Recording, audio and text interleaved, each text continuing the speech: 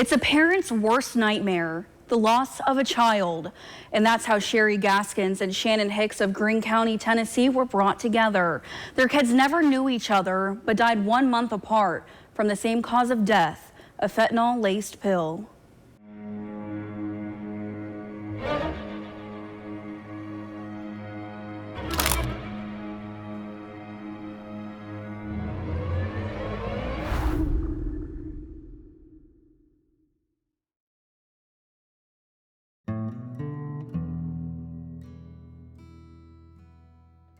It's the most horrible thing I've ever went through. It was the worst day of my life.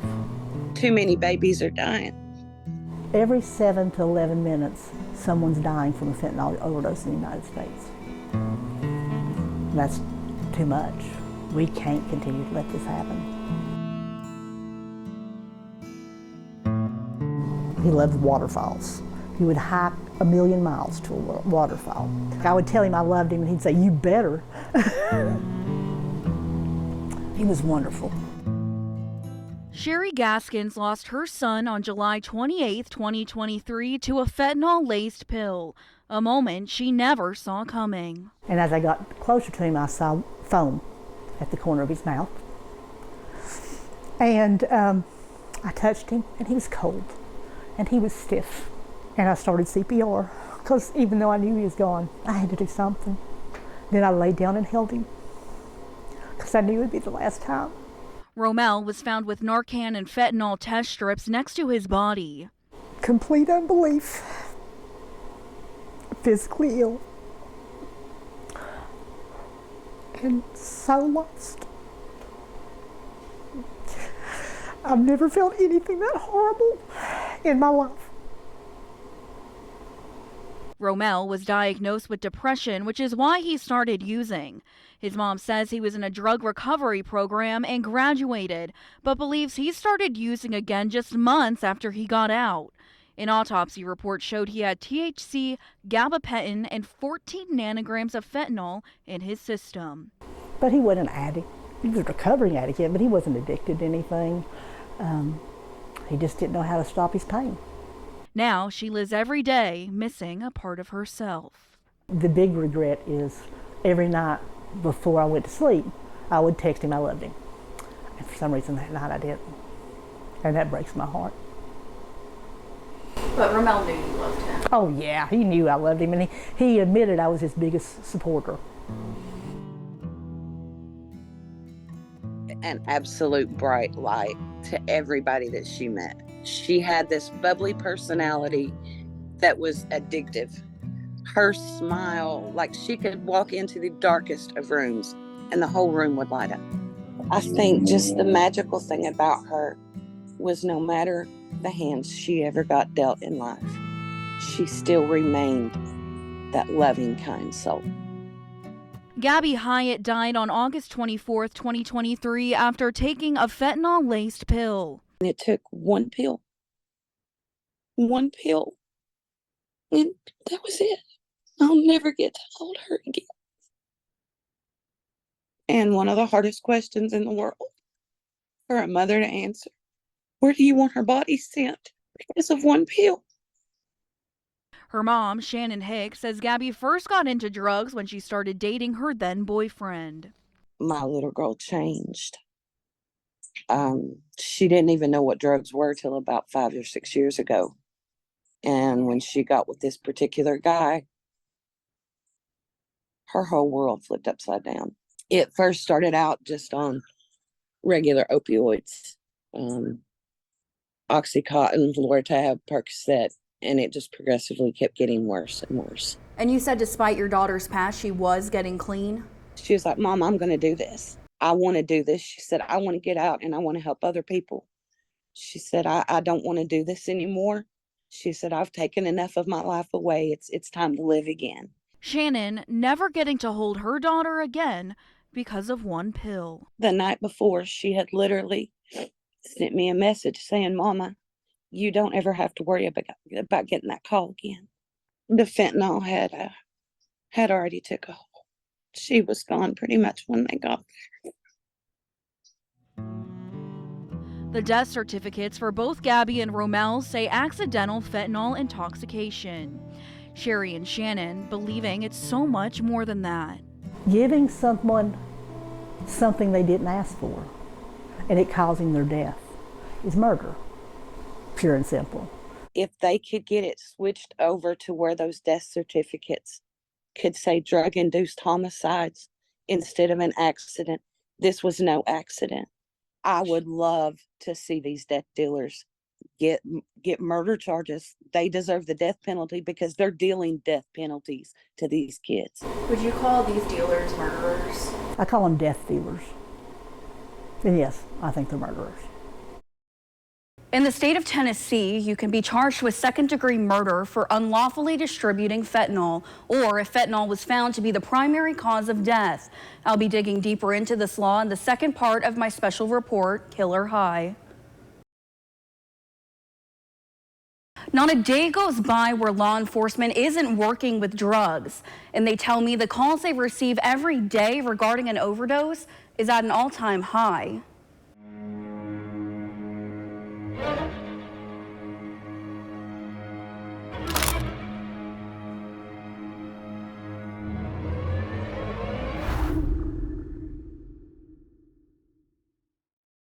It's an evil drug. Overall, throughout the Tri-Cities, we see a rise in overdose-related deaths. It's here. It's been here. It's something that we're dealing with day in and day out. It's a battle that we're constantly fighting.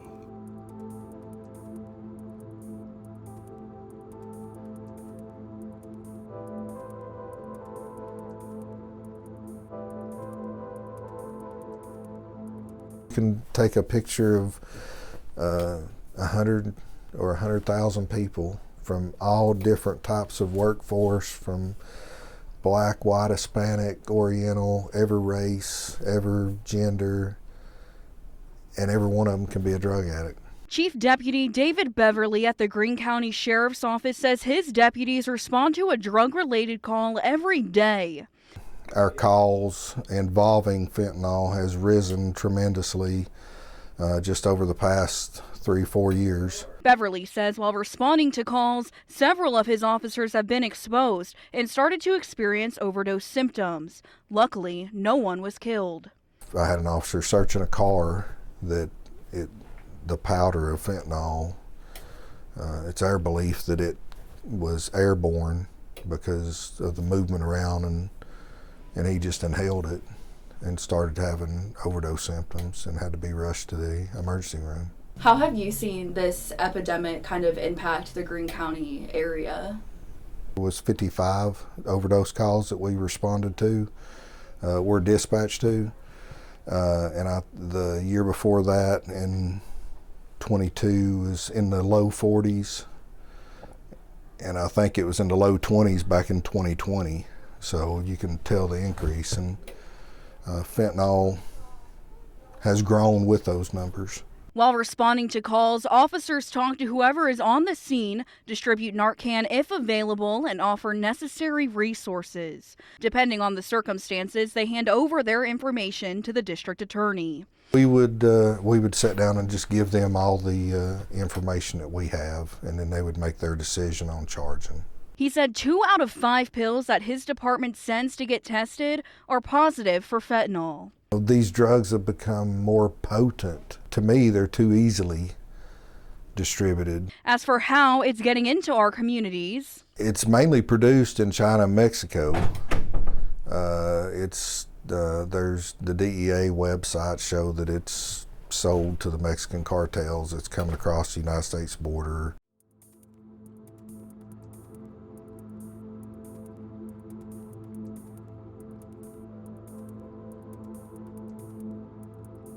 out of all the drug trends that we've seen over the years, would you say this fentanyl epidemic is the deadliest? Yes, thus far, yes. And I can tell you that as far as our task force goes, fentanyl is the second leading drug that we seize in the Tri-Cities area, and that's only right below methamphetamine. The Tennessee Bureau of Investigation Assistant Special Agent in Charge Chuck Kimbrell tells me in 2022 in Greene County there were 33 drug-related deaths. That number increased to 41 deaths in 2023. It is highly addictive. It will kill you. Just grains of it alone will kill you. The TBI has a drug-related task force that operates mainly in the Tri-Cities area. Our goal is essentially to identify the supplier that's behind that death. And then we take that even further where we're disrupting and dismantling those drug organizations in behind it. He said the TBI also investigates drug-related deaths, taking evidence to the district attorney who will then decide proper charges, in some cases leading to a second-degree murder charge. Obviously, to work with our local partners and identifying what evidence is available, and then being proactive in our approach to getting even more evidence. It could be that we're looking at dumping phones, gathering information from the interviews, and then compiling that information and forwarding that on to our prosecutors for review. But those investigations aren't always easy. A lot of times it's a lack of evidence. A lot of times it's a lack of cooperation from their associates, maybe people that they were involved with, an unwillingness to cooperate with law enforcement. Those are all hurdles that we have to overcome in these investigations.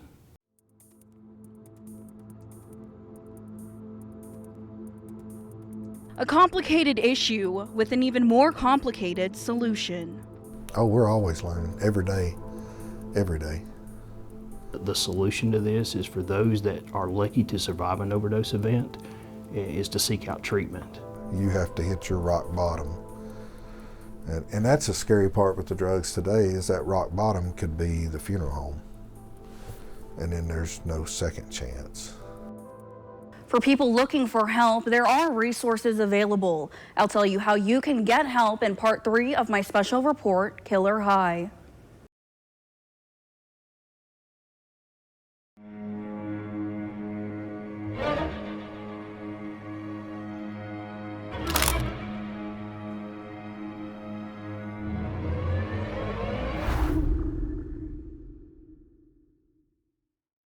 I feel like fentanyl is just killing our people, and I don't understand why they've added it.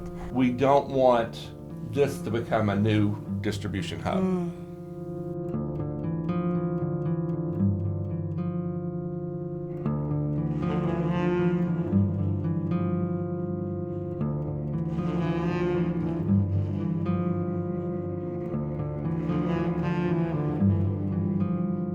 Dr. Joanne Boley moved from Kentucky to Tennessee and opened the Oasis Treatment Center after seeing a growing need for recovery services. We strive in giving the patients the best possible outcome they can have. Her center offers medical care and counseling programs to help patients recover from addiction. I think if they just take that step, that last step to when they get so far down that they feel like they may be ready, when you have a gentle practitioner who can listen to their problems and why they started on the drugs, that makes them much more comfortable and much more amenable to treatment. Dr. Boley seeing firsthand the impact her services have on recovering addicts. People who want to change their lives. What makes me so interested in doing this is that I see people go from living on the streets to having jobs, families. They become normal after just a little while of treatment. People like Chelsea Arnold, a former corrections officer, lending a hand to people in recovery. Before I left, a lot of the inmates there actually gave me respect because I treated them like an actual human being versus just what they were in there for. I've been able to see that because I've had family members deal with drug abuse, and I've been able to see like they are actually a person with feelings, and it's not just about them abusing the drugs. They were someone before that, and they are still someone now. Arnold said she witnessed people detoxing while in jail. They kind of try and sleep it off, but most of the time it's hard on them because of the sweats and trying to find that fix and wanting to go back to it, but they can't. But she also saw people ready to make a change in their lives. It's hard for them at first, but once they get through the detox stage, they find out that it's really better for them. And a lot of the times they actually came for me to like give them pamphlets and stuff like that for like rehab facilities.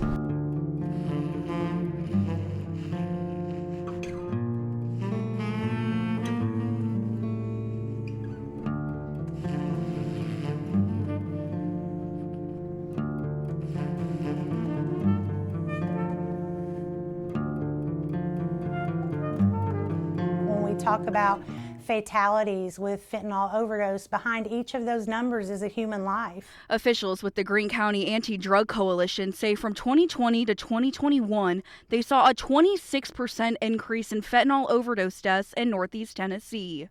That's the problem, is the increase. It's not slowing down. Brooke Burleson works as a regional overdose specialist. She says she found her passion for helping recovering addicts because of her own experiences. We talk about they and people living with substance use disorder. We're actually talking about me. You know, that was me. And I'm here today to give the next person hope that you don't have to live like that anymore. You know, their recovery is possible and there is a different way to live. Burleson works with the Greene County Anti-Drug Coalition Executive Director David Varney, both with a strong focus on educating their younger community members. Down to 3rd, 4th, and 5th graders now are having their first exposure. So that's where we are trying to concentrate our work today, being a young coalition especially, is to those youth so that they don't start using anything. The hope to end substance abuse and help the people who need it most. In the final part of my special report, Killer High, I hear from community members about their work to end the fentanyl crisis and how they're restoring hope in the community. Until fentanyl and other opioids are off the streets, people will continue to die. But Greene County mother Sherry Gaskins and Shannon Hicks are hoping there will one day be an end to this epidemic.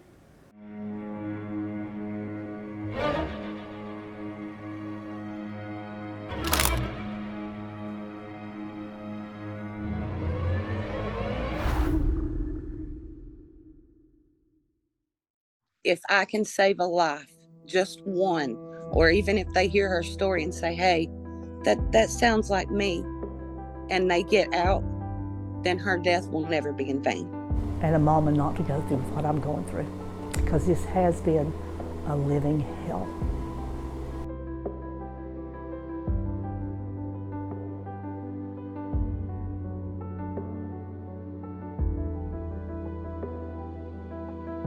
Recovery and treatment specialists are on a mission to do whatever it takes to reduce deaths. They say Narcan, which can treat an overdose in an emergency situation, can make all the difference. Knowing that you have a tool that can save a life. I'm not God, so who am I to decide whether that person can have Narcan or not? I've got it. I need to use it. Call 911, leave it in the medical community in God's hands. It is a little bit expensive, but boy, if it can save a life, I would recommend more people carry it just to be on the safe side. I would never forgive myself if I know a way to save somebody and I can't because I didn't bring it with me. So I take it everywhere, absolutely everywhere. Officials with the Greene County Anti-Drug Coalition say our community should also support those struggling with addiction and have a person-first approach. Well, rather than saying addict, say a person who is addicted or a person who uses. So there are terms out there that we can begin to use ourselves and teach the community to use. And if they're using the term, they're going to think of the person first rather than the problem.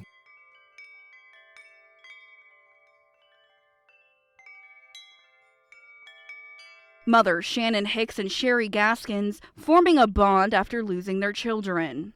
We encourage each other. We remind each other that we're strong. We can do this, that our kids wouldn't want us miserable. Gabby Hyatt's mom never staying quiet. And I hope just one young person hears this and they get out and they get off of the drugs and they get help. If just one person hears her story, then it's worth it. Romel Adon's mom getting through each day with the help of her grandson, Nolan. It amazes me that a 20-month-old, he's now 2, but he was a 20-month-old when his father passed, could get all the mannerisms of his dad. I mean, sometimes he'll look at me just like his dad would. Me getting to watch him got me up out of bed. Kept me from being curled up under the cover sobbing all day. He has been such a blessing. Help is available if you or someone you know is struggling with an opioid addiction. You can call the Substance Abuse and Mental Health Services Administration at 1-800-662-4357. For the full series of my special report, Killer High, you can visit our homepage at WCYB.com.